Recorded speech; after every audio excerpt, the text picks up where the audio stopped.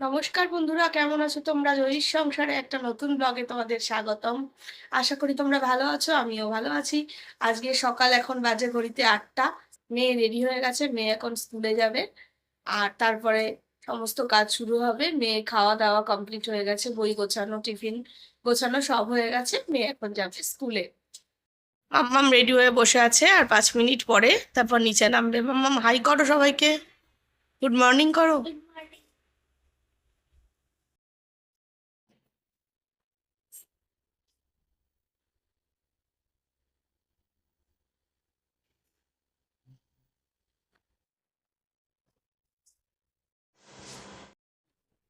আস্তে আস্তে দাঁড়ান, দাঁড়ান, বসে নে, আগে পাঠি করে না, পাঠি করে নে। এতে ধরবে সবাইকে।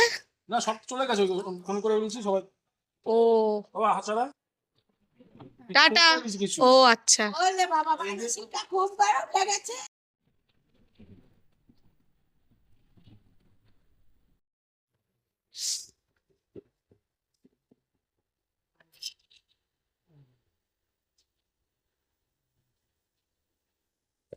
আজকে যেহেতু মঙ্গলবার, তাই আজকে নিরামিষ। তো এখন বানাচ্ছি আমি আলু পোস্ত। তো আলু পোস্তর জন্য আলু কেটে রেখে ধুয়ে রেখেছিলাম। এখন তেল গরম হয়ে গেছে, এর মধ্যে আলুটা দিয়ে দিয়েছি। আর দিয়ে দিয়েছি নুন। এবার দিয়ে দেবো এখন ঢাকা। আর এদিকে মুগ ডাল সিদ্ধ করতে বসিয়ে দিয়েছি প্রেসার কুকারে। আজকে আলু পোস্তটা পাতলা করব না, ঝুড়ো ঝুড়ো আলু পোস্ত করব। তার কারণ হচ্ছে, তার সাথে যেহেতু ডাল আছে, ডাল দিয়ে খাবে, তাই এটা পাতলা লাগবে না, ঝুড়ো ঝুড়ো দিয়েই খেতে বেশি ভালো লাগবে। এদিকে আমি ডালটাও বসিয়ে দিয়েছি। ডালটা ফোড়ন দিয়ে আবার বসিয়ে দিয়েছি, সেদ্ধ ডালটা দিয়ে দিয়েছি। আর এদিকে আমি পোস্তটা, এটা কিন্তু সাদা বানাবো না, এটা হলুদ হবে। তাই হলুদ দিয়ে আলুটাকে ভালো করে নাড়াচাড়া করে নিচ্ছি। আমার পোস্তটাও বাটা হয়ে গেছে মিক্সিতে। আমি এর মধ্যে একেবারে টমেটো দিয়ে নিয়েছি, দিয়ে পোস্তটা বেটে নিয়েছি। এর মধ্যে একটুও জল অ্যাড করবো না, যেহেতু এটা ঝুড়ো ঝুড়ো বানাবো। তো ভালো করে আগে আলুটাকে এরকম ঢাকা চাপা দিয়ে দিয়ে সিদ্ধ করে নিয়েছি। আলুগুলো বেশ ভালোই সিদ্ধ হয়ে গেছে, এবারে এর মধ্যে হলুদ দিয়ে দিয়েছি। আর যেহেতু আমি লঙ্কার গুঁড়ো দেবো না, তাই বেশ কয়েকটা কাঁচা লঙ্কা দিয়ে নিয়েছি। একটু লঙ্কার গুঁড়ো দিলেও এটা খেতে খারাপ হয় না। সাদা আলু পোস্তরও যেমন একরকম টেস্ট, এই আলু পোস্তটার টেস্টও আরেক রকম। বেশ ভালোই লাগে ডাল দিয়ে খেতে।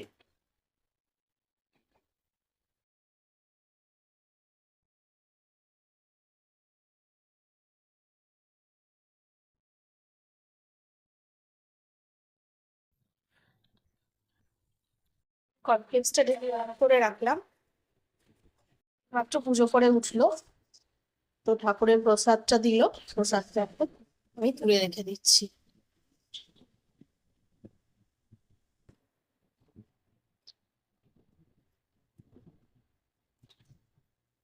তুমি একটু নাও।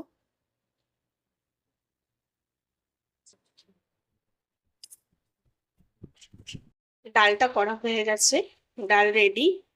আর এদিকে পোস্ত, বেটে রাখা পোস্তটা দিয়ে দিয়েছি। আর ওই মিক্সির যে বাটিটা, তার সেটা ধুয়ে একটুখানি সামান্য জলটা দিয়েছি, যেহেতু ওর মধ্যে অনেকটা পোস্ত লেগে থাকে। আর এক্সট্রা কোনো জল আমি দেবো না। এই পোস্তটাও বানিয়ে দেখো, খেতে ভালো লাগবে। এরকম ভাবে খানিকক্ষণ হতে থাকুক, তাহলে আলুর মধ্যে পোস্ত মশলা মশলা এরকম ভাবে হতে থাকলে আলুটাও মজে উঠবে, আর তার মধ্যে পোস্তগুলো ভালো মতন ভাবে ডুববে।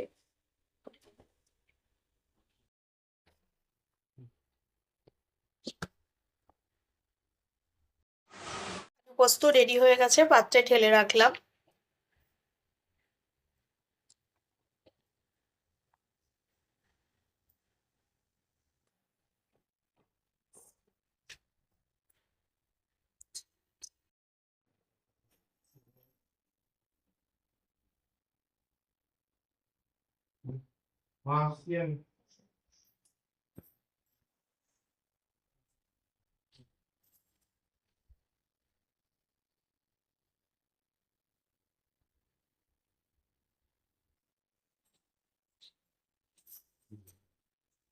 সকালের সমস্ত তাড়াহুড়োটা মিটে গেছে। এখন বসেছি, এখন একটুখানি বসে ব্রেকফাস্ট করছি, করে নিয়ে তারপরে আবার যা কাজ আছে সেগুলো করব। তো এখন ব্রেকফাস্টে খাচ্ছি রুটি আর একটু তরকারি। সকাল থেকে দেখছি একবার রোদ উঠছে, একবার আবার রোদটা কমে মেঘ হচ্ছে। আলটিমেটলি কিছু হচ্ছে না, শুধু গরমটাই ধীরে ধীরে বাড়ছে।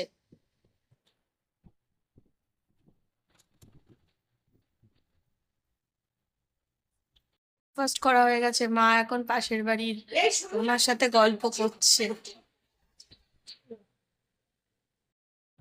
আদার্স কাজকর্মগুলো আজকে হয়ে গেছে, শুধু ছাদ থেকে তুলে আনা জামা কাপড়গুলো ভাঁজ করা হয়নি, তাই এগুলো এখন ভাঁজ করে জায়গা মতন রেখে দেব। সকাল সকাল কাজ হয়ে গেলে না একদিকে মনটাও ভালো লাগে, তখন একটু বসে থাকি, একটু টিভি দেখি, যেভাবে হোক সময়টা একটু পাস হয়ে যায়। আর মেয়ে থাকলে কি হয়, ওকে পড়ানোর ব্যাপার থাকে, কিন্তু এই সময়টা যেহেতু স্কুলে থাকে, তাই এই সময়টা একটা ফ্রি টাইম, এই সময় পড়াশুনো করানোর কোনো ব্যাপার নেই, একটু টিভিটা খোলা যায়। ও থাকলে তো আর টিভি দেখা যায় না, কারণ তাহলে ও বাচ্চা, ওর পড়াশোনাটার মনটা চলে যাবে, ও পড়বে আর আমি বসে বসে টিভি দেখবো, সেটা তো আর হয় না।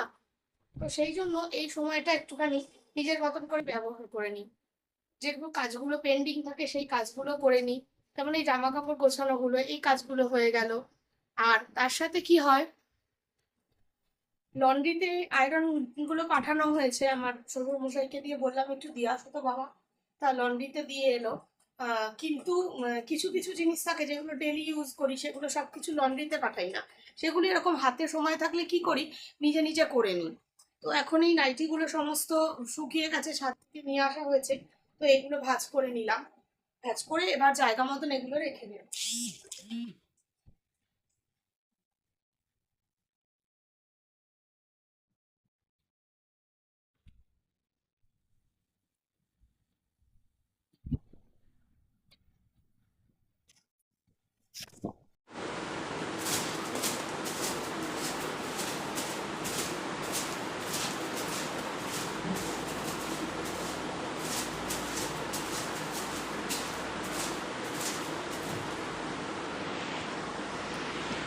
বার করছি একটু আয়রনটা, আয়রনগুলো একটু করে নেবো, হাতে একটু সময় আছে, তো সময়টা নষ্ট না করে এই কাজটা করে নেব।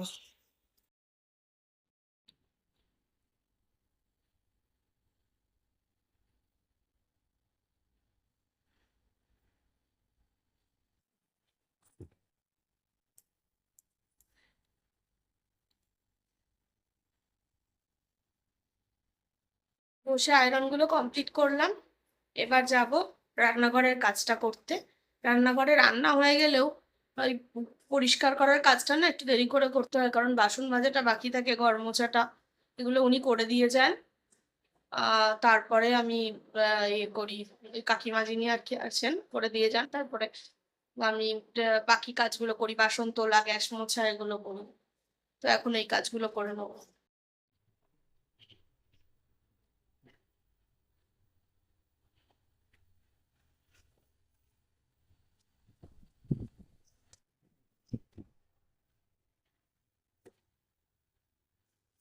গ্যাস মোছা হয়ে গেল, টাইলস গুলো মোছা হয়ে গেল, পরিষ্কার হয়ে গেল। এখন এই সিঙ্কটা একটুখানি ভালো করে পরিষ্কার করে নেব, একটু কিচেন ক্লিনার দিয়ে রেগুলার পরিষ্কার করলে কি হয়, ময়লাটা খুবই কম হয়।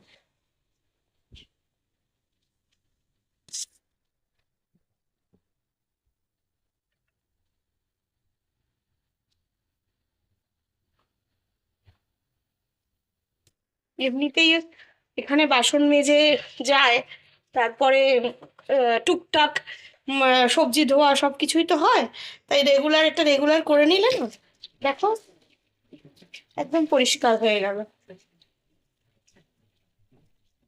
কিচেন পরিষ্কারের সাথে সাথে আমি রেগুলার এই সিঙ্কটাকেও পরিষ্কার করে নিই।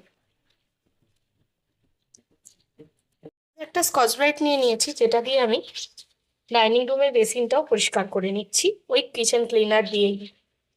এটাও রেগুলার করি, তাতে এতেও ময়লা হয় না, আর দেখবে সাদা বেসিনের মধ্যে না হলুদ হয়ে গেলে ভালো লাগে না দেখতে।